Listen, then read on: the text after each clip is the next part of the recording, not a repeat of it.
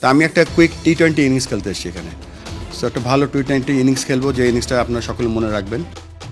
মাথার ঘাম পায়ে ফেলে সেই টি-20 ইনিংসকে স্মরণীয় করতে দেশের এক প্রান্ত থেকে আরেক প্রান্তে দৌড়েছেন আমিনুল ইসলাম বুলবুল। সারা দেশের সব বিভাগের ক্রিকেটের খোঁজ নিয়েছেন, স্বপ্ন দেখিয়েছেন বদলে দেবেন ক্রিকেটের অবকাঠামো। কিন্তু তার জন্য তো থাকতে হবে লম্বা সময়, তাই তো মাস তিনেকের মধ্যেই পরিবর্তন এনেছেন নিজের সিদ্ধান্তে।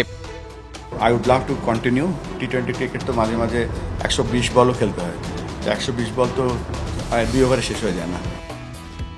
120 বল খেলার এই ঘোষণা দিয়েই বিসিবিতে দীর্ঘমেয়াদী থাকার ইচ্ছা পোষণ করা প্রেসিডেন্ট বুলবুলকে নিয়ে গেল কয়েকদিন ধরে চলছিল নানা গুঞ্জন। অবশেষে সিলেটে তিনি নিজেই টানলেন সেসবের সমাপ্তি। অক্টোবরের প্রথম সপ্তাহে আমরা ইনশাআল্লাহ ইলেকশন করব এবং প্রপার ইলেকশনই করব। এখানে সভাপতি ইলেকশন হয় না, এখানে ডিরেক্টরদের ইলেকশন হয়। সেটা প্রথম লক্ষ্য এবং সেখানে থাকার চেষ্টা করব। পরবর্তী যদি সুযোগ হয় আমি চেষ্টা করব যেভাবেই হোক বাংলাদেশকে সার্ভ করার জন্য। তবে আমিনুল ইসলাম বুলবুলের এই ঘোষণার আগেই সাবেক ক্যাপ্টেন তামিম ইকবাল বিসিবির সিংহাসনের লড়াইয়ে নামার ঘোষণা দিয়েছেন।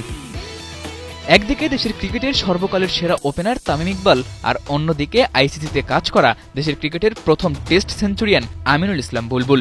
বিসিবির ওই রাজ সিংহাসনটা কে নেবে দখলে? সাবেক দুই অধিনায়কের নির্বাচনের ঘোষণার পর ভোটাররাও এবার পড়তে পারে খানিকটা দ্বিধাদ্বন্দ্বে। তবে এখনও আছে কিছুটা ধোঁয়াশা। বিসিবির সভাপতি পদে নির্বাচন করতে হলে আগে হতে হবে বিসিবি পরিচালক, যেখানে ক্লাব ক্যাটাগরিতে তামিম ইকবালের নির্বাচন অনেকটা নিশ্চিত হলেও আমিনুল ইসলাম বুলবুল কিভাবে আসবেন বিসিবির পরিচালনা পর্ষদে? আবারও কি এনএসসির কোটায়, নাকি বুলবুলও ছক কষছেন ক্লাব ক্যাটাগরিতে নির্বাচন করার? যেভাবেই হোক আর যার কাছে যাক বিসিবির নেতৃত্ব, দুজনে যে দেশের ক্রিকেটের জন্য কাজ করতে সক্ষম তা বেশ ভালো করে জানা ক্রিকেট সমর্থকদের।